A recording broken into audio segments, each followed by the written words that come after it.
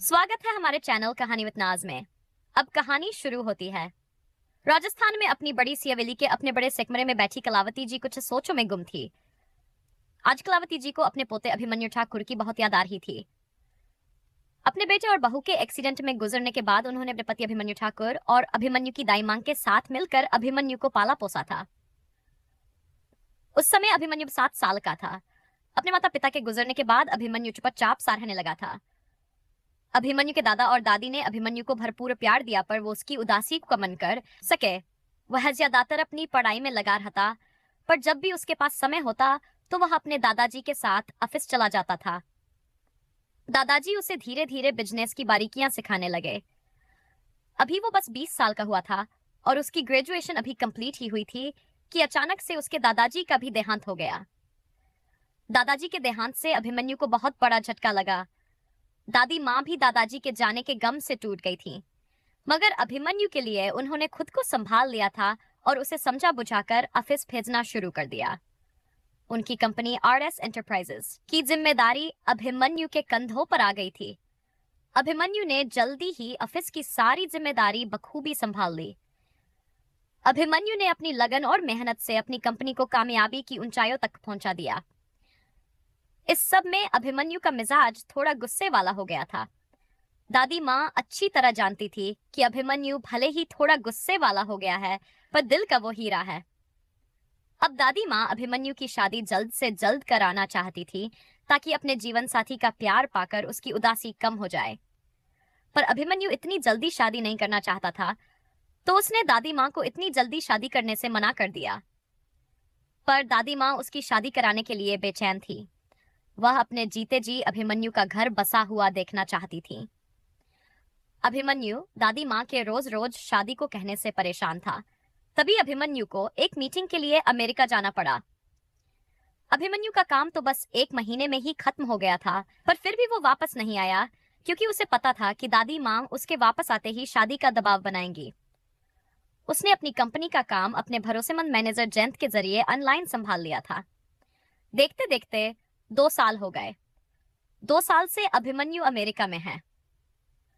कलावती जी ने बहुत कोशिश कर ली अभिमन्यु को वापस बुलाने की, पर अभिमन्यु कोई न कोई बहाना बनाकर टाल देता।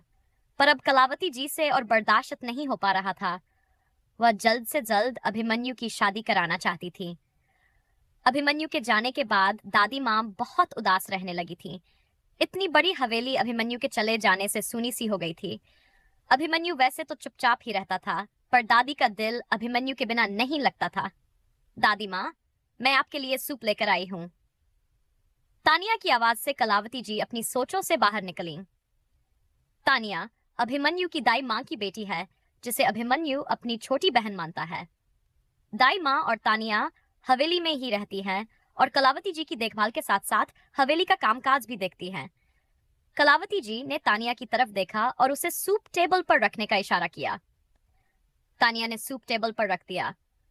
दादी जी ने उसे अपने पास बुलाया और बोली, तानिया, अभिमन्यु को फोन लगाओ और कहो कि दादी माँ की तबीयत बहुत खराब है, आप जल्द से जल्द यहाँ आ जाइए। तानिया दादी माँ की तरफ हैरानी से देखकर बोली, पर दादी माँ, आप तो बिल्कुल ठीक हैं। दादी माँ बोली, जैसा हमने कहा है वैसा ही करो। तानिया ने जवाब दिया, जी दादी माँ। फिर उसने दादी माँ के कहे अनुसार अभिमन्यु को फोन लगा दिया। रात के 3 बजे थे। अभी अभिमन्यु को सोए हुए मुश्किल से आधा घंटा ही हुआ था कि तभी उसके मोबाइल की रिंग बजने लगी।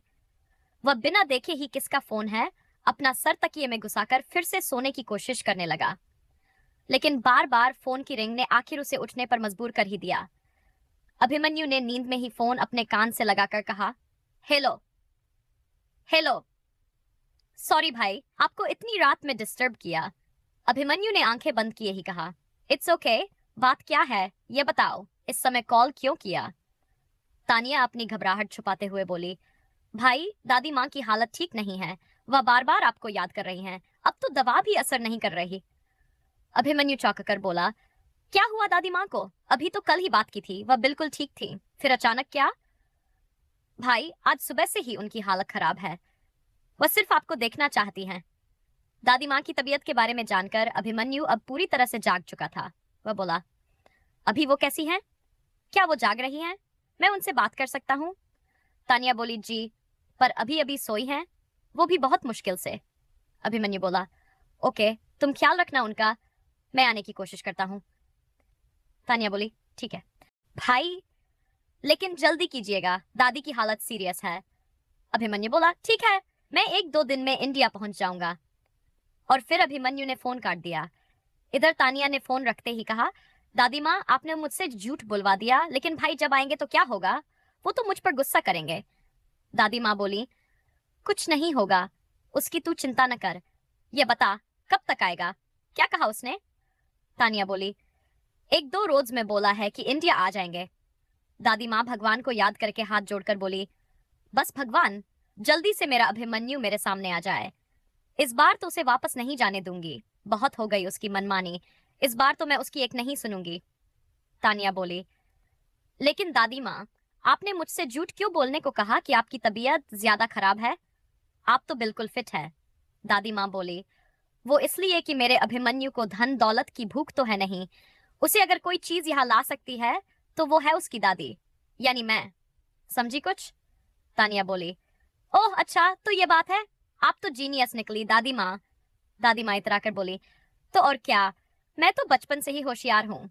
यह सुनकर तानिया खिलखिलाकर हंस पड़ी। दादी माँ भी तानिया को देखकर मुस्कुराने लगीं। इधर अभिमन्यु ने इंडिया जाने की तैयारी कर ली। अगले ही दिन वह इंडिया के लिए रवाना हो गया। दादी माँ अपने पोते अभिमन्यु के आने की खबर से फूली नहीं समा रही थीं। आज पूरे 2 साल बाद अभिमन्यु वापस अपने घर आ रहा था। हवेली की चहल पहल देखते ही बनती थी। अभिमन्यु ने हवेली में फोन कर दिया और उनके घर के सबसे वफादार सेवक सेवाराम जी गाड़ी लेकर पहुंच चुके थे। अभिमन्यु एयरपोर्ट से बाहर निकला। अभिमन्यु की उम्र लगभग 22 साल के करीब होगी। हाइट 6 फुट, गोरा रंग, कठोर आंखें, सुर्खोट, गर्दन के थोड़ा नीचे एक टैटू बनवाया हुआ था, जो कि शर्ट के ऊपर वाले बटन खुले होने के कारण साफ दिखाई दे रहा था। अभिमन्यु की आंखें इतनी गहरी और कातिल थी कि कोई भी उस पर फिदा हो जाए। उसके रेशमी बाल हल्के से बिखरे हुए थे। सेवाराम जी जल्दी से उसके पास आकर बोले, राम राम छोटे साहब, आपको आने में कोई तकलीफ तो नहीं हुई? अभिमन्यु उन्हें देखकर बोला, नहीं नहीं, कोई तकलीफ नहीं हुई। और आप कैसे हैं? सेवाराम जी बोले, मैं तो ठीक हूँ, आपको देखकर मन खुश हो गया, आइए। अभिमन्यु ने गाड़ी का दरवाजा खोला और ड्राइविंग सीट पर बैठ गया। सेवाराम जी बोले, छोटे साहब आप पीछे बैठिए, गाड़ी मैं चलाता हूँ। अभिमन्यु बोला, सेवाराम जी आप घबराइए नहीं, बैठिए, मैं चलाता हूँ। और फिर अभिमन्यु ने गाड़ी स्टार्ट की और हवेली की तरफ रवाना हो गया। उसे अपने शहर के रास्ते बिल्कुल पहले जैसे ही लग रहे थे। इन 2 सालों में कुछ खास बदला नहीं था। थोड़ी देर बाद गाड़ी हवेली के बाहर रुकी और अभिमन्यु जैसे ही निकला, तानिया दौड़कर दादी माँ को बताने गई। दादी माँ, भाई आ गए। दादी माँ खुश होकर बोली, क्या, मेरा अभिमन्यु आ गया?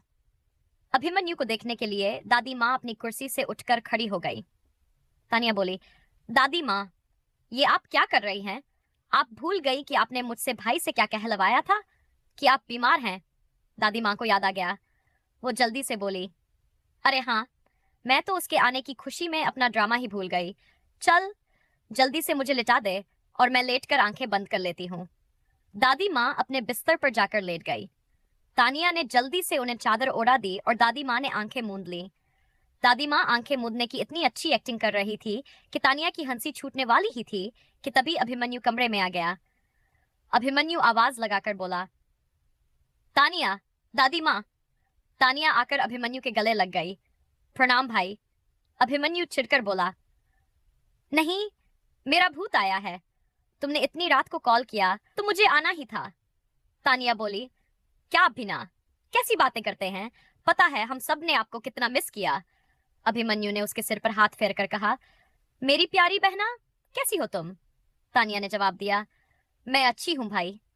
अभिमन्यु ने पूछा, दादी माँ कैसी हैं? तानिया बोली, अभी दादी माँ सो रही हैं, रुकिए मैं अभी उन्हें उठाती हूँ। अभिमन्यु बोला, नहीं सोने दो, मैं जागने के बाद मिल लूंगा। तभी दाई माँ भी कमरे में आ गईं। अभिमन्यु ने दाई माँ के पांव छुए। दाई माँ ने अभिमन्यु के सिर पर हाथ रखकर आशीर्वाद दिया और उनकी आंखों में आंसू आ गए। दाई माँ बोली, आंखें तरस गई थी तुम्हें देखने के लिए। अभिमन्यु दाई माँ के आंसू पोंछकर बोला, दाई माँ, अब तो मैं आ गया हूं ना, अब खुश हो जाए। फिर उसने दादी माँ को भी देखा। वह आगे जाकर दादी माँ के पांव छूने लगा और बोला, मैं दादी माँ के जागने के बाद मिल लूंगा। वह जाने ही वाला था कि दादी माँ करवट बदलते हुए धीरे से कराह उठी। आह, तानिया, मेरा अभिमन्यु अभी तक नहीं आया क्या? अभिमन्यु तुरंत दादी माँ के पास जाकर उनका हाथ पकड़कर बोला, दादी माँ, मैं आ गया हूँ। आप आंखें तो खोलिए, देखिए आपका अभिमन्यु आपके सामने है।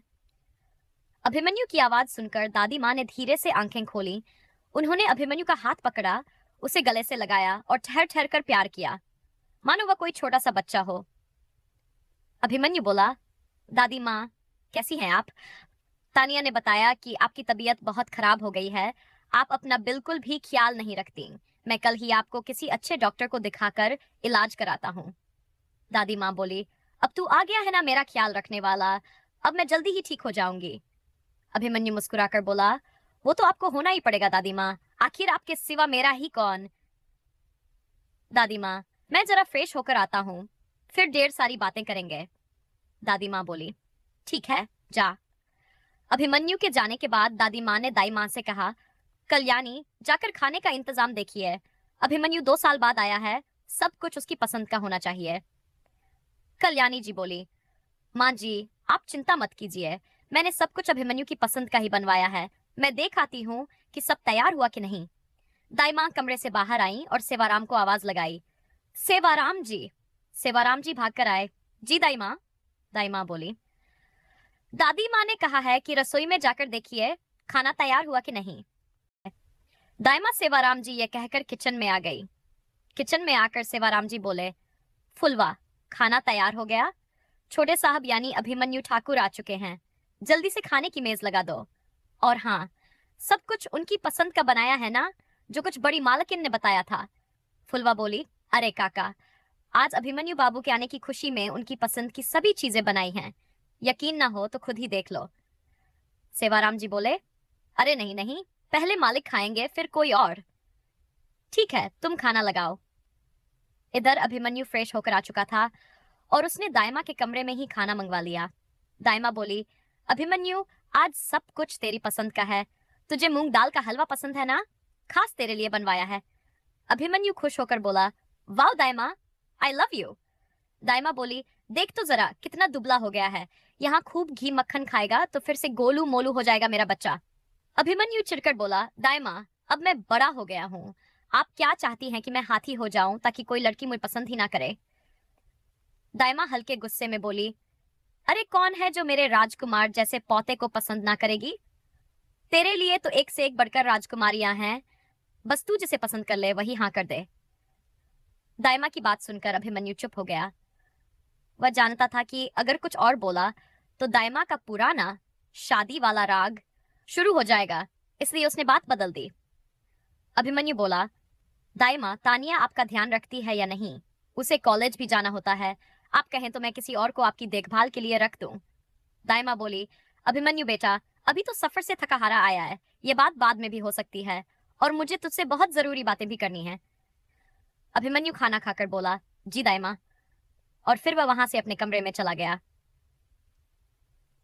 अगली सुबह स्लो मोशन में अभिमन्यु सोकर उठा तो हवेली में काफी चहल पहल थी। उसने ऊंची आवाज में कहा, सेवाराम जी, सेवाराम जी। सेवाराम जी भागकर आए और बोले, जी छोटे मालिक, आपने बुलाया? अभिमन्यु ने पूछा, ये इतना शोर क्यों हो रहा है, हवेली में क्या है? सेवाराम जी बोले, छोटे मालिक, आपके आने की खुशी में दाइमा ने पूजा रखवाई है और दावत का आयोजन किया है। अभिमन्यु बोला, ठीक है, आप जाइए। सेवाराम जी ने पूछा, आपको कुछ चाहिए था मालिक? अभिमन्यु बोला, नहीं। सेवाराम जी चले गए। फिर अभिमन्यु फ्रेश होने गया, शावर लिया, तैयार हुआ और बालकनी में आकर नीचे देखा। गार्डन में बड़ा सा टेंट, हलवाई बड़े बड़े भगोनों में पकवान बनाते हुए, धीमी रोशनी में उठती भाप। चारों तरफ अंदर गया, अपनी घड़ी पहनी, मोबाइल उठाया और दाइमा के कमरे की ओर चला गया। अंदर जाकर बोला, दाइमा, ये सब क्या है? दाइमा ने खुशी से चमकते हुए चेहरों के साथ कहा, अभिमन्यु, मेरा बच्चा, आजा, मैं तेरे ही इंतजार में थी। तू पूरे 2 साल बाद आया है। जब से तेरे दादाजी गए इस हवेली की रौनक ही चली गई थी। अब तू वापस आया है तो सोचा रिश्तेदारों और जान पहचान वालों को बुलाकर दावत कर दूं। इसी बहाने तुझसे लोग मिल भी लेंगे। अभिमन्यु पास बैठकर बोला, पर दाइमा, आपकी तबीयत खराब है और आप ये सब। दाइमा बोली, अब फिक्र मत कर, और रही मेरी बात, तो इस बुढ़ापे में कब क्या हो जाए। अभिमन्यु मन ही मन बोला, यह दाइमा ना पक्का मुझे किसी से मिलवाएंगी, ये जरूर मेरी शादी के चक्कर में है, लेकिन मैं भी इनका ही पोता हूँ, इस झंझट में नहीं फंसने वाला। थोड़ी देर बाद पुजारी जी आए। पूजा हुई। पूजा खत्म होने पर दाइमा ने पुजारी जी को अभिमन्यु की कुंडली दिखाई। कुंडली देखते ही पुजारी जी की भौहें सिकुड़ गईं। दाइमा तुरंत बोली, क्या बात है पुजारी जी, कोई चिंता की बात है क्या। पुजारी जी बोले, चिंता मत कीजिए, ज्यादा गंभीर बात नहीं है। दाइमा ने पूछा, विवाह का योग है ना। पुजारी जी बोले, विवाह का योग तो है, लेकिन विवाह के बाद दोनों पति पत्नी को बहुत परीक्षाओं से गुजरना पड़ेगा। अगर दोनों परीक्षा पार कर ले तो आगे जीवन में खुशहाली ही खुशहाली होगी। दाइमा ने पंडित जी को भोजन करवाया, दान दक्षिणा दी और उन्हें विदा किया। शाम, हवेली की रोशन में सारे मेहमान आ चुके थे। रोशनी, हंसी, बातें, सब चमक रहा था। दाइमा ने कहा, सेवाराम पहले गरीबों को भोजन करा दो। सेवाराम जी बोले, दाइमा उनके लिए भोजन जा रहा है। दाइमा ने कहा कि गरीबों को कपड़े और पैसे दान करने के लिए अभिमन्यु को बुलाओ। अभिमन्यु अपने कमरे में लैपटॉप पर काम कर रहा था। सेवाराम जी आए और बोले, छोटे मालिक, दाइमा बुला रही हैं। अभिमन्यु बोला, ठीक है, मैं आता हूँ। वह दाइमा के पास पहुंचा। जी दाइमा, आपने बुलाया। दाइमा बोली, हाँ अभिमन्यु, चलो गरीबों को अपने हाथों से कपड़े और पैसे दान करो। अभिमन्यु बोला, पर दाइमा मैं। दाइमा ने बीच में कहा, हाँ तू ही, इस हवेली का इकलौता वारिस है तू, धर्म कर्म भी तू ही करेगा, चलो शाबाश। अभिमन्यु बाहर गया। धीरे धीरे वह गरीबों के बीच चला। सेवाराम जी खाना बांट रहे थे। अभिमन्यु ने कपड़े और पैसे बांटे। वापस वो हवेली के अंदर आया तो एक लड़की श्वेता उसके पास आई। हेलो अभिमन्यु, कैसे हो। अभिमन्यु से हैरानी से देखने लगा। हाय। श्वेता मुस्कुराई। लगता है पहचाना नहीं, मैं महेंद्र सिंह जी की बेटी, तुम्हारी बचपन की फ्रेंड। अभिमन्यु चौंका। ओ हाँ, अब पहचाना, बहुत टाइम हो गया तुम्हें मैं देखे हुए, इसलिए पहचान नहीं पाया। और बताओ कैसी हो। श्वेता उसकी आंखों में देखकर बोली, मैं तो ठीक हूँ, तुम अपना बताओ। अभिमन्यु बोला, मैं भी अच्छा हूँ, आजकल क्या कर रही हो। श्वेता बोली, कुछ खास नहीं, स्टडी पूरी हो गई है, तो अब। अभिमन्यु ने पूछा, तो अब क्या। श्वेता हल्के से शर्माई। अब आगे तो तुम जानते ही हो। अभिमन्यु हैरानी से बोला, मैं कैसे जानता हूँ। श्वेता अपने दुपट्टे का एक सिरा अपनी उंगली पर लपेटे हुए बोली, तुम बहुत नॉटी हो, और शर्मा कर वहां से चली गई। अभिमन्यु उसे ऐसे शर्मा कर जाते हुए देख बोला, अजीब लड़की है, नॉटी और मैं। इधर महेंद्र जी और उनकी पत्नी वसुधा जी आपस में बातें कर रहे थे। वसुधा जी बोली, ए जी सुनिए, इससे अच्छा मौका नहीं मिलेगा, तुम श्वेता और अभिमन्यु की शादी की बात चाची जी से कर लो। महेंद्र जी बोले, हाँ भाग्यवान, तुम फिक्र मत करो, मैं मौका मिलते ही श्वेता की शादी की बात कर लूंगा और तुम बात पक्की ही समझो, चाची जी इनकार नहीं कर सकती हैं। वसु जी खुश होकर बोली, अच्छा, इतने यकीन से आप कैसे कह सकते हैं कि वो तैयार हो जाएंगी। महेंद्र जी बोले, बस तुम देखती जाओ मैं कैसे राजी करता हूँ, और फिर क्या कमी है हमारी बेटी में, तैयार तो उन्हें होना ही होगा। महेंद्र जी दादाजी के दोस्त के बेटे हैं, दोनों परिवारों में अच्छे संबंध हैं। महेंद्र जी की नजर काफी समय से अभिमन्यु पर है। वह अपनी इकलौती बेटी श्वेता की शादी अभिमन्यु से करवाना चाहते हैं, जिससे उनकी बेटी अभिमन्यु की सारी धन दौलत प्रॉपर्टी की मालिक बन जाए और अपनी बेटी के साथ साथ वह भी अभिमन्यु की दौलत पर ऐश कर सके। हवेली मेहमानों से भरी हुई थी। ऐसे में बहन जी को दादी माँ से मिलकर बात करने का मौका नहीं मिला, तो उन्हें दादी माँ से बिना बात किए ही जाना पड़ा। रात काफी हो चुकी थी, सारे मेहमान जा चुके थे। अभिमन्यु अपने कमरे में आकर अपना मोबाइल देख रहा था, तभी किसी ने दरवाजे पर दस्तक दी। अभिमन्यु बोला, कौन। बाहर से आवाज आई, भाई, मैं हूं तानिया। अभिमन्यु बोला, अंदर आ जाओ तानिया। तानिया बोली, भाई, दादी माँ आपको बुला रही हैं। अभिमन्यु बोला, तुम चलो, मैं आता हूँ। थोड़ी देर बाद अभिमन्यु दादी माँ के कमरे में था।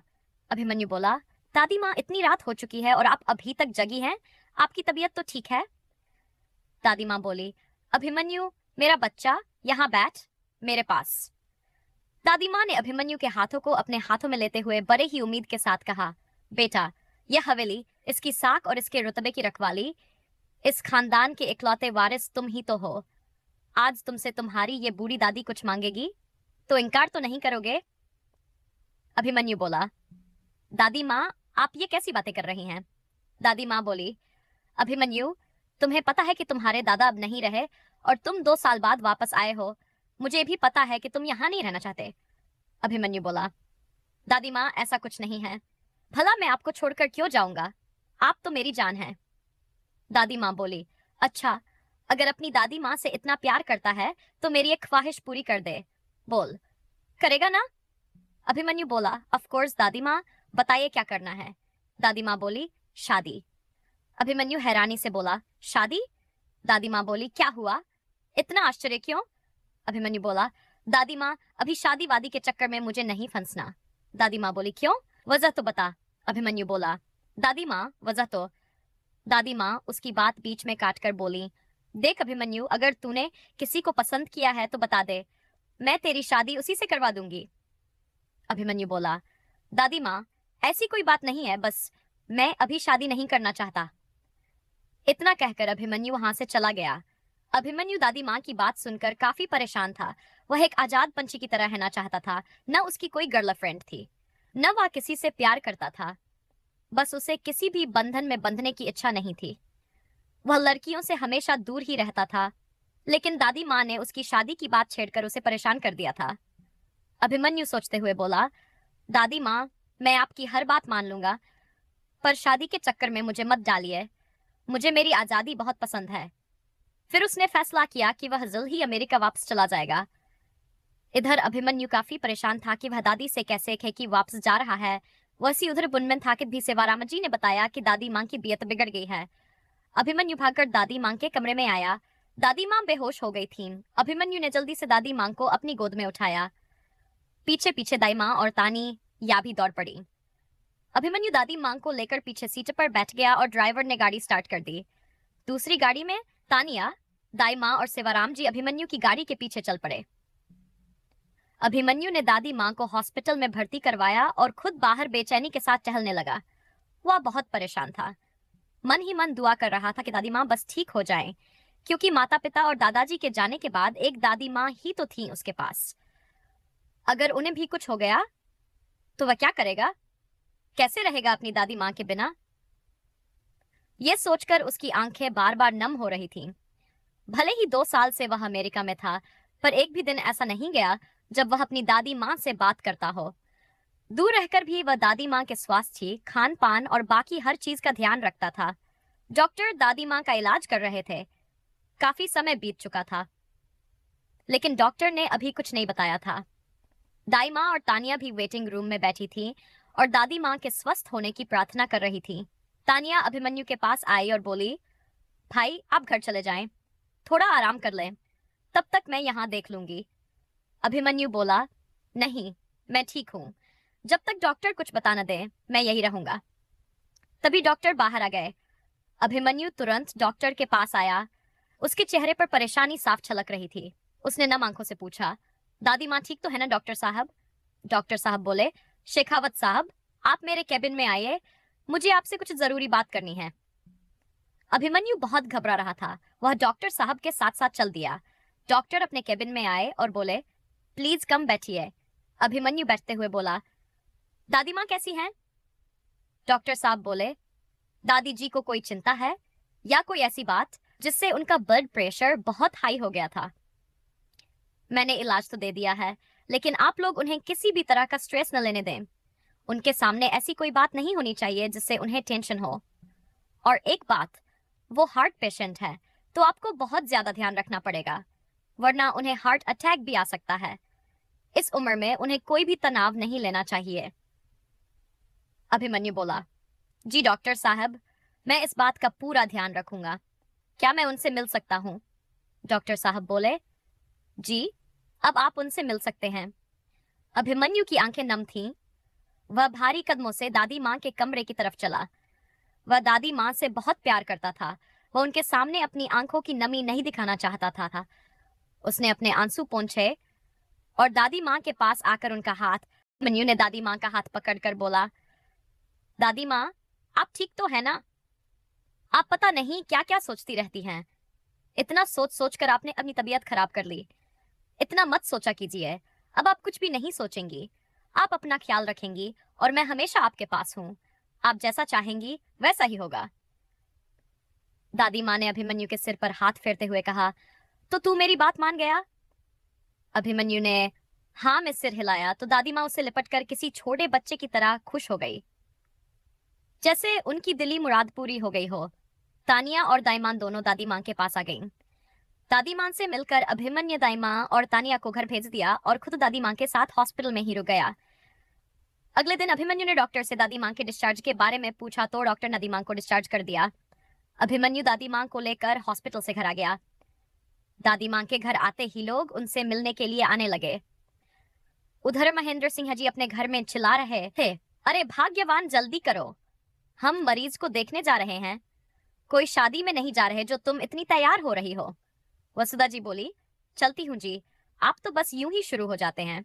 वैसे बुढ़िया बड़ी लंबी उम्र लेकर आई है। मुझे तो लगा था कि इस बार वो चली ही जाएगी, लेकिन फिर आ गई। महेंद्र सिंह जी बोले, अरे तुम कैसी बातें कर रही हो? हम अपनी बेटी के रिश्ते की बात करने जा रहे हैं और तुम हो कि मरने जैसी अशुभ बातें कर रही हो। वसुधा जी बोली, हम आपको तो कुछ समझ में आता ही नहीं। अपनी बेटी के लिए ही तो ऐसा बोल रही हूँ ताकि मेरी बेटी अकेली राज करे। महेंद्र जी बोले, तुम्हारा दिमाग भी घास चढ़ने चला गया है वसुधा। वसुधा जी तुनकर बोली, लो भला, अब मैंने ऐसा सा क्या कर दिया? महेंद्र जी खींचकर बोले, भाग्यवान, कुछ नहीं। अब चलोगी भी या यही शाम कर दोगी? वसुधा जी बोली, चलिए। थोड़ी देर बाद महेंद्र सिंह जी और वसुधा जी हवेली पहुंच गए। अभिमन्यु हॉल में सोफे पर बैठा अपने लैपटॉप में कुछ काम कर रहा था। महेंद्र जी को देखकर अभिमन्यु खड़ा हो गया। उसने महेंद्र जी और वसुधा जी के पांव छुए। महेंद्र जी बोले, अभिमन्यु बेटा, चाची जी को क्या हो गया? मैंने सुना उनकी हालत खराब है। अभिमन्यु बोला, जी अंकल, रात में उनकी तबीयत ज्यादा खराब हो गई थी, इसलिए एडमिट करवाना पड़ा। महेंद्र जी बोले, तुम चिंता मत करो बेटा, भगवान सब ठीक करेगा, चाची जी जल्दी ही स्वस्थ हो जाएंगी। अभिमन्यु बोला, जी अंकल। महेंद्र जी बोले, बेटा चाची जी कहाँ हैं? अभिमन्यु बोला, वो अपने कमरे में हैं, जाकर मिल लीजिए। महेंद्र जी बोले, ठीक है बेटा। फिर दोनों पति पत्नी दादी माँ के कमरे में चले गए। महेंद्र जी दादी माँ के चरण स्पर्श करके बोले, चाची जी कैसी तबीयत है आपकी? वसुधा जी दादी माँ के पैर छूकर रोते हुए बोली, चाची जी, हम तो आपकी तबीयत की खबर सुनकर बहुत दुखी थे और भगवान से प्रार्थना कर रहे थे, हे मुरारी, हमारी चाची जी को जल्दी ठीक कर दे। हम तो जैसे थे तैसे उठकर आपको देखने चले आए। दादी वसुधा जी को ऊपर से नीचे देखते हुए बोली, तुम्हें देखकर तो नहीं लगता कि तुम जैसे तैसे आ गई हो। खैर छोड़ो, किसी की भी दुआ लगी हो, मैं तो अपने अभिमन्यु की बहू देखे बिना नहीं जाऊंगी। वसुधा जी खुश होकर बोली, अरे चाची जी, आपने तो मेरे दिल की बात कह दी। जल्दी ही आपकी ये इच्छा भी पूरी हो जाएगी, आप तनिक भी चिंता न करें। महेंद्र जी बोले, चाची जी, आज हम आपसे कुछ जरूरी बात करने आए हैं। दादी माँ बोली, हाँ बोलो, क्या कहना चाहते हो? महेंद्र जी बोले, वो बात दरअसल ये कि आप जल्दी से अभिमन्यु का विवाह कर दीजिए, क्योंकि अब इस हवेली को संभालने वाली कोई तो होनी चाहिए। आखिर आप कब तक सब कुछ देख पाएंगी? मेरे कहने का मतलब। दादी माँ उनकी बात बीच में काटकर बोली, देखो महेंद्र, अब मतलब तुम्हारा कोई भी हो, लेकिन यह बात तो तुम्हारी बिल्कुल सही है, मेरी भी यही इच्छा है। महेंद्र जी खुश होकर वसुधा जी की तरफ देखते हुए बोले, अरे भाग्यवान, बैठी क्या हो? अभिमन्यु को बुलाओ और मोह मीठा करवाओ, खुशी का मौका है भाई। दादी माँ मन ही मन बोली, हैं, ये महेंद्र क्यों इतना खुश हो रहा है? वसुधा जी महेंद्र जी की बात सुनकर अभिमन्यु को बुलाने दौड़ पड़ी और मिठाई के साथ अभिमन्यु को लेकर हाजिर हो गई। अभिमन्यु दादी माँ के कमरे में आया तो महेंद्र जी बोले, आओ बेटा, ये लो मिठाई खाओ। अभिमन्यु दादी माँ की तरफ देखते हुए बोला, अंकल, ये मिठाई किस खुशी में? महेंद्र जी बोले, लो भाई वसुधा, कुछ भी कहो, भारतीय लड़का कितना भी लन अमेरिका में रहे पर अपनी संस्कृति की छाप दिखती है, भोलापन दिखता है। वसुधा जी अभिमन्यु को देखकर मुस्कुराते हुए बोली, ये तो आपने सही कहा। महेंद्र जी बोले, अरे बेटा, तुम्हारी शादी जो पक्की हो गई है। अभिमन्यु हैरानी से बोला, शादी? कब और किससे? तभी दादी माँ बोल पड़ी, अरे महेंद्र, अभी अभिमन्यु ने शादी के लिए सिर्फ हाँ की है, अभी अपनी खुशी बचा कर रखो। लड़की तो मिले, मेरे अभिमन्यु के जोड़ की। महेंद्र जी बोले, चाची जी, हमारे अभिमन्यु के लिए लड़की तो आपके सामने है, बस आप बारात की तैयारी करें। दादी माँ बोली, सामने? कहाँ? हमें तो कहीं नजर नहीं आ रही। महेंद्र जी हंसते हुए बोले, चाची जी, अपनी श्वेता। और कौन? देखिए चाची जी, मैं चाचा जी के जाने के बाद हमेशा आप लोगों का शुभचिंतक रहा हूँ, और मेरी इच्छा यही है कि मेरी बेटी को आप अपनी बहू बना लें।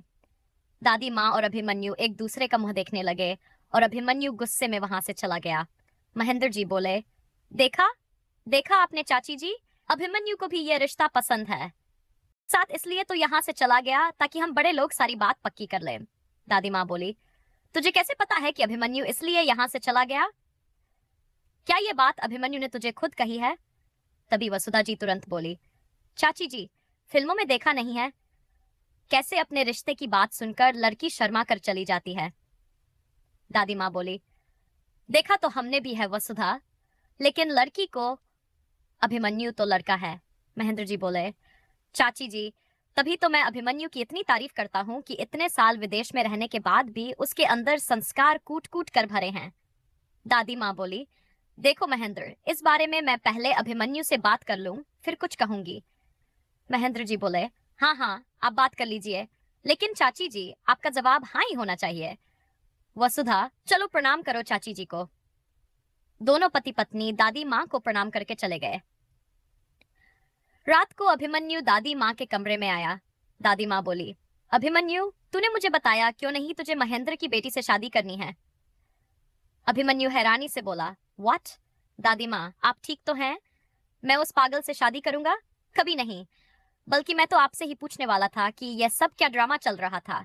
मेरा तो दिमाग खराब हुआ पड़ा है। दादी माँ बोली, अच्छा, तो महेंद्र अपनी उस श्वेता को हमारे माथे मरना चाहता है? अभिमन्यु तुरंत बोला, एक मिनट दादी माँ, आपने कहीं हाँ तो नहीं कर दी? दादी माँ बोली, नहीं रे, मैंने तो उसे कहा कि पहले मैं तुझसे पूछूंगी। अभिमन्यु ने लंबी सांस ली। Thank God. फिर बोला, दी माँ, माना कि उनके पिताजी और दादाजी दोस्त थे और हमारे उनके परिवार से अच्छे संबंध थे, लेकिन इसका यह मतलब तो नहीं कि मैं उस पागल से शादी कर लूं। दादी माँ, आप उन्हें साफ साफ मना कर दीजिए। दादी माँ बोली, अच्छा छोड़, मैं उनसे साफ मना कर दूंगी। ये बता, किसी दूसरी से तो करेगा ना? अभिमन्यु को डॉक्टर की बात याद आ गई। वह सोचकर बोला, हाँ करूंगा, पर अपनी पसंद से। मेरी पसंद चलेगी। दादी माँ बोली, देख बेटा, तेरी जो पसंद होगी, तू जिससे कहेगा, मैं तेरी शादी करवा दूंगी। लेकिन बेटा, मैं अब और इंतजार नहीं कर सकती। इस हवेली का सूनापन खत्म कर दे, पता नहीं कब बुलावा आ जाए। अभिमन्यु तुरंत उन्हें गले लगाकर बोला, दादी माँ, ऐसा मत बोलिए, आपको अभी बहुत जीना है। दादी माँ बोली, अच्छा बताओ सही, कौन है, मुझसे क्यों नहीं मिलवाता? अभिमन्यु बोला, जल्द ही मिलवा दूंगा। लेकिन भीतर ही भीतर वह परेशान था, किससे मिलवाऊं? कोई है ही नहीं। आज तक मुझे कोई लड़की पसंद तक नहीं आई। अगला दिन दोपहर अभिमन्यु ऑफिस से निकला ही था कि उसकी नजर एक रेस्टोरेंट के बाहर खड़ी तानिया पर पड़ी। वह किसी लड़के के साथ खड़ी थी, हंस हंस कर बात कर रही थी। उनके बीच की केमिस्ट्री देखकर साफ लग रहा था कि दोस्ती से ज्यादा कुछ है। अभिमन्यु ने तुरंत ड्राइवर से कहा, गाड़ी रोको। वह कुछ देर तक दोनों को देखता रहा। उसकी आंखें तेजी से सिकुड़ी, चेहरा गुस्से से सख्त। फिर उसने अपना मोबाइल निकाला, तानिया की तस्वीर ली और वह फोटो किसी को भेज दी। उसने तुरंत कॉल किया, मैंने तुम्हें एक फोटो भेजी है, इसके बारे में मुझे कल तक पूरी जानकारी चाहिए। फिर ड्राइवर से बोला, चलो। RS एंटरप्राइजेज, चमकती हुई ऊंची बिल्डिंग। टॉप फ्लोर पर अपने ऑफिस में बैठा अभिमन्यु गहरी सोच में खोया हुआ था। तभी उसका फोन बजा। फोन पर जो उसने सुना, उसकी आंखें गुस्से से लाल हो गईं। वह बिना सोचे तुरंत चेयर से उठा, तेज कदमों से बाहर निकला और अपनी गाड़ी में बैठ गया। थोड़ी ही दूर गया था कि फोन फिर बजा। Okay, I'll be there in 5 minutes, कहकर उसने ड्राइवर को गाड़ी मोड़ने को कहा। उधर तानिया एक शॉपिंग मॉल में तेजी से चल रही थी। अचानक वह एक लड़की से टकरा गई। उस लड़की के हाथ से सारे बैग्स जमीन पर गिर गए। तानिया छत से उन्हें उठाते हुए बोली, आई एम सो सॉरी। तभी वह लड़की बोली, तानिया, तुम? तानिया मुस्कुराकर बोली, अरे सनाया, तुम यहाँ? सोचा नहीं था कि हम यूं ही टकराते हुए फिर मिलेंगे। सनाया बोली, क्या करे भाई, लगता है हमारी मुलाकात का यही तरीका फिक्स है। तानिया हंस पड़ी, पर जो भी हो, इसी बहाने मुझे एक प्यारी सी फ्रेंड तो मिल गई। सनाया बोली, सही बात है। ये बताओ तुम यहाँ क्या लेने आई हो? तानिया थोड़ा धीमे स्वर में बोली, शादी का जोड़ा। मैं शादी करने जा रही हूँ। सनाया की आंखें चमक उठी। ओए होए, ये तो बहुत बड़ी खुशखबरी है। लव मैरिज है क्या? तानिया शर्मा कर बोली, हाँ बस ऐसा ही कुछ है। सनाया ने उसे गले लगा लिया। बेस्ट ऑफ लक, और हाँ, शादी में बुलाना मत भूलना। ये सुनकर तानिया एक पल को खामोश हो गई। वह कुछ कहने ही वाली थी कि अभिमन्यु तेज कदमों से उनकी तरफ आता हुआ दिखाई दिया। वहां आया और तानिया के पास आकर उसका हाथ मजबूती से पकड़ते हुए बोला, चलो मेरे साथ। तानिया बोली, मैं नहीं जाऊंगी आपके साथ, छोड़ दीजिए मुझे। अभिमन्यु गुस्से में बोला, क्या कहा तुमने? ना, सुनने की आदत नहीं है मुझे, चुपचाप चलो। ये कहते हुए वह लगभग उसे घसीटते हुए अपने साथ ले जाने को हुआ। तभी सनाया ने आगे बढ़कर एक जोरदार थप्पड़ अभिमन्यु को मारते हुए कहा, जब वो कह रही है कि उसे नहीं जाना, तो तुम कौन होते हो उससे जबरदस्ती करने वाले? थप्पड़ पड़ते ही अभिमन्यु की आंखें गुस्से से लाल हो गईं। सनाया अभिमन्यु की गुस्से से भरी लाल आंखें देखकर डर गई। यह सब इतनी जल्दी हुआ कि तानिया भी समझ नहीं पाई कि क्या हुआ। वो भी अभिमन्यु के गुस्से से डर गई और चुपचाप खड़ी रह गई। अभिमन्यु धीरे धीरे आगे बढ़ा और उसने सनाया को दीवार के साथ लगाकर उसकी आंखों में आंखें डालते हुए कहा, ए लड़की, तुम जो कोई भी हो, तुम जानती नहीं कि तुमने क्या किया है। अगर मैं चाहूं ना, तो तुम्हारे थप्पड़ का जवाब अभी इसी वक्त दे सकता हूं, पर वो तुम्हारे लिए बहुत आसान सजा होगी। तुमने अभिमन्यु ठाकुर को थप्पड़ मारा है। अब इस थप्पड़ की गूंज तुम्हारी जिंदगी में हमेशा गूंजती रहेगी। ये अभिमन्यु ठाकुर का वादा है तुमसे। यह कहकर अभिमन्यु उसे अपनी लाल आंखों से खोता हुआ तानिया का हाथ पकड़कर वहां से ले गया। सनाया उन्हें जाते देखती रही। अभिमन्यु की गुस्से से भरी लाल आंखें उसे बार बार याद आ रही थी और उसकी आवाज उसके कानों में गूंज रही थी। अभिमन्यु ठाकुर ने तानिया को गाड़ी में बिठाया और बोला, मैं तुम्हें एक समझदार लड़की समझता था, पर तुम तो निहायत ही बेवकूफ निकली। क्या करने जा रही थी तुम? तानिया घबराते हुए बोली, मैं रवि से प्यार करती हूँ और वो भी मुझे बहुत प्यार करता है। अभिमन्यु बोला, और इसलिए तुम उससे आज शाम को शादी करने जा रही थी? और क्या कहा तुमने? वो तुमसे प्यार करता है? प्यार माय फुट। रवि की असलियत तो तुम्हारे सामने जल्दी आ जाएगी। चलो मेरे साथ। अभिमन्यु तानिया को लेकर एक रेस्टोरेंट में पहुंच गया, जहां रवि किसी और लड़की का हाथ पकड़कर उससे प्यार भरी बातें कर रहा था। अभिमन्यु बोला, देख रही हो अपने रवि को? जो लड़की उसके साथ है वो उसकी बीवी है और तुम उससे शादी करने जा रही थी। आंखों देखी पर तो यकीन करती हो ना तुम। अब भी रवि पर भरोसा है?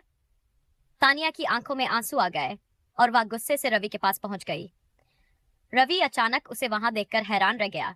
उसकी बीवी ने पूछा, रवि कौन है ये? रवि बोला, आई डोंट नो, मैंने तो पहले इसे कभी नहीं देखा। तानिया गुस्से में बोली, तो तुम मुझे नहीं जानते? रवि गुस्से में बोला, ओ मैडम, तुम्हें कोई गलतफहमी हुई है। जाओ यहां से, बेकार में हमारा टाइम वेस्ट मत करो। यह सुनते ही तानिया रोते हुए वहां से भागने लगी और थोड़ी दूरी पर खड़े अभिमन्यु से टकरा गई। उसकी आंखों में आंसू देखकर अभिमन्यु की आंखों में खून उतर आया। वह रवि के पास गया, कॉलर से पकड़ा और उसे पीटना शुरू कर दिया और तब तक पीटता रहा जब तक उसकी हालत खराब नहीं हो गई। फिर उसने गुस्से में रवि से कहा, बहुत खेल खेलने का शौक है ना तुझे? आज के बाद किसी लड़की की फीलिंग से खेलने से पहले सोचना और कान खोलकर सुन ले। अगर तानिया के आसपास भी दिखाना तो कहीं भी दिखने लायक नहीं रहेगा। रवि की बीवी बोली, अरे ऐसा क्या कर दिया इसने जो तुम इसे मारने पर उतारू हो गए? पागल हो क्या तुम? अभिमन्यु उसे घूर कर बोला, मुझ पर रिसर्च करने की बजाय अपने पति पर ध्यान दोगी तो ज्यादा बेहतर होगा। यह कहकर वह रवि का कॉलर झटकते हुए वहां से निकल गया। तानिया आंसू बहाती हुई गाड़ी के साथ लगकर खड़ी थी। उसे देखकर अभिमन्यु ने कहा, अब भी घर चलना है या अभी भी कुछ बाकी है? तानिया चुपचाप गाड़ी में बैठ गई। उसे तो अब भी यकीन नहीं हो रहा था कि रवि उसके साथ ऐसा कर सकता है। यह सोचते हुए उसकी आंखों में फिर से आंसू बह उठे। तानिया अपने ख्यालों में खोई हुई थी। उसे यह एहसास नहीं हुआ कि अभिमन्यु उसे घर न ले जाकर हॉस्पिटल लेकर आया है। अचानक हॉस्पिटल के आगे गाड़ी रुकती देखकर तानिया घबराकर कहने लगी, हम यहाँ क्यों आए हैं? सब ठीक है ना? अभिमन्यु बोला, वो दाई माँ की तबीयत कुछ ठीक नहीं थी। तानिया घबराते हुए बोली, क्या हुआ मां को? अभिमन्यु बोला, अब इतनी फिक्र क्यों हो रही है? यह फिक्र तब कहाँ थी जब तुम सुबह चिट्ठी लिखकर घर छोड़कर चली गई थी। उस चिट्ठी को पढ़ते ही दाई मां की तबीयत बिगड़ गई। यह सुनकर तानिया रोने लगी, जिसे देखकर अभिमन्यु ने कहा, अब वो ठीक है, ज्यादा परेशान होने की जरूरत नहीं है। अभिमन्यु तानिया को दाई मां के पास लेकर आया। तानिया जल्दी से अपनी मां से लिपट गई और उनसे रो रो कर माफी मांगी, और उन्होंने उसे माफ भी कर दिया। आखिर एक मां अपनी बेटी की आंखों में आंसू देखकर कब तक कठोर बनी रह सकती है। पर तानिया का मन शर्मिंदगी से भर गया। उधर सनाया जैसे ही घर पहुंची, उसका उखड़ा मूड देखकर उसकी छोटी बहन पाकी ने पूछा, क्या हुआ दी, जॉब नहीं मिली क्या? सनाया मुंह लटकाकर बोली, नहीं। पाकी, अपनी बहन का चेहरा देखकर पाकी बोली, तो इसमें परेशान होने की क्या बात है? आज नहीं तो कल जॉब तो आपको मिल ही जानी है। सनाया उदास होकर बोली, मैं इस बात से परेशान नहीं हूं। पाकी ने चौंक कर पूछा, तो फिर क्या हुआ? फिर सनाया ने शॉपिंग मॉल वाला सारा किस्सा पाकी को बता दिया। पाकी बोली, वैसे हुआ तो बुरा, पर वो थप्पड़ कुछ ज्यादा नहीं हो गया? आई थिंक आपको थप्पड़ नहीं मारना चाहिए था। सनाया चिढ़कर बोली, यार बहुत बदतमीज था वो, मुझसे भी गुस्सा कंट्रोल नहीं हुआ और मैंने थप्पड़ लगा दिया। सनाया एक बार फिर गुस्से से भर गई, जिसे देखकर पाकी ने कहा, अच्छा छोड़ो, और ये बताओ कि अब मुझ पर गुस्सा क्यों कर रही हो? रुको, मैं आपके लिए चाय लाती हूँ, जिसे पीकर आपका मूड एकदम फ्रेश हो जाएगा। सनाया बोली, सचमुच तेरे हाथ की चाय की बहुत तलब हो रही है। माँ कहाँ है? पाकी बोली, माँ मीना आंटी के घर गई है, थोड़ी देर में आ जाएंगी। अच्छा दी, एक बात तो बताओ, वो लड़का दिखने में काफी हैंडसम था क्या? सनाया गुस्से से पाकी को घूर कर बोली, लगता है अब तेरा भी थप्पड़ खाने का मन हो रहा है। पाकी हंसते हुए तुरंत वहां से भाग गई। इधर अभिमन्यु दाई माँ और तानिया को लेकर घर पहुंच गया था। अभिमन्यु ने दाई माँ से दादी माँ को तानिया के घर छोड़कर जाने वाली बात बताने से मना कर दिया था और उनसे तानिया को ढूंढकर वापस लाने का वादा किया था। इसलिए दाई माँ ने दादी माँ से कुछ नहीं बताया था, पर उनकी तबीयत खराब जरूर हो गई थी। इसीलिए अभिमन्यु उन्हें हॉस्पिटल में एडमिट कराकर आया था। घर आकर अभिमन्यु लगातार अपना गुस्सा पंचिंग बैग पर निकाल रहा था। उसकी पूरी बॉडी पसीने से तरबतर हो चुकी थी, पर उसे कोई परवाह नहीं थी। उसकी आंखों के सामने तो बार बार उसी लड़की का चेहरा घूम रहा था और कानों में गूंज रही थी उस थप्पड़ की आवाज। उसके हाथ रुकने का नाम ही नहीं ले रहे थे। तभी उसका फोन रिंग हुआ। उसने फोन उठाया और फोन पर बात करते हुए उसके चेहरे पर एक कुटिल मुस्कान फैल गई। फोन डिस्कनेक्ट करते हुए उसने कहा, तो सनाया चौहान नाम है तुम्हारा? अब सनाया चौहान खुद चलकर अपनी बर्बादी के पास आएगी। अभिमन्यु बालकनी में खड़ा बाहर देखते हुए कुछ सोच रहा, तभी पीछे से तानिया की आवाज आई, I am sorry. I am so sorry भाई। अभिमन्यु गुस्से से बिना पलटे ही बोला, तानिया तुम जाओ यहां से, मुझे तुमसे कोई बात नहीं करनी है।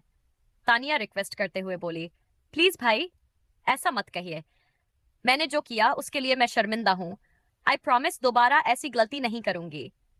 अभिमन्यु ने पलटकर उसे देखा और बोला, गलती तुम्हारी नहीं है, मैं ही गलत सोच रहा था। मुझे लगता था कि तुम मुझे अपना मानती हो, पर ऐसा नहीं है तानिया। अगर ऐसा होता ना, तो तुम कभी इतनी बड़ी बात नहीं छुपाती। तानिया उसकी बात सुनकर इमोशनल होकर बोली, आप ही तो हमारे अपने हो, आपके सिवा हमारा और है ही कौन? भगवान जानता है कि मैंने दिल से आपको भाई माना है। अभिमन्यु बोला, अगर भाई मानती हो तो अपने दिल की बात क्यों नहीं कह सकी? भरोसा नहीं है मुझ पर। तानिया बोली, ऐसी बात नहीं है भाई, आपको तो पता है कि मैं कितनी बेवकूफ हूं, किसी की भी बातों में आ जाती हूं। मैं कान पकड़कर आपसे माफी मांगती हूं, आगे से ऐसा कुछ नहीं होगा। तानिया को रोते हुए देखकर अभिमन्यु ने जल्दी से उसके आंसू साफ करते हुए कहा, चुप करो, ऐसे नहीं रोते, तुम इतनी भोली हो, तभी तो मैं डरता हूं कि कहीं दुनिया तुम्हारा फायदा न उठा ले। अभिमन्यु के चुकराने पर तानिया चुप हो गई। अभिमन्यु ने उसका ध्यान हटाने के लिए कहा, चलो अब बहुत हुआ रोना, अब रोना छोड़ो और बढ़िया सी कॉफी बनाकर लाओ। तानिया मुस्कुराकर बोली, जी भाई, अभी लाई। ये कहकर तानिया कॉफी बनाने चली गई। तानिया के जाने के बाद अभिमन्यु की आंखें फिर से गुस्से से लाल हो गई। अगले दिन अलार्म बजते ही सनाया चेहरे मुस्कान लिए उठी और बोली, आई होप आज सब कुछ अच्छा हो।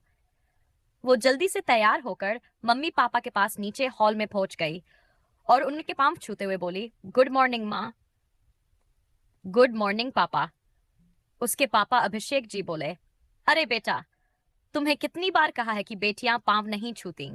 सनाया चेहरा बनाते हुए बोली, पर पापा, आपको पता है ना, मैं अपने हर अच्छे काम की शुरुआत आप दोनों के आशीर्वाद से ही करती हूँ।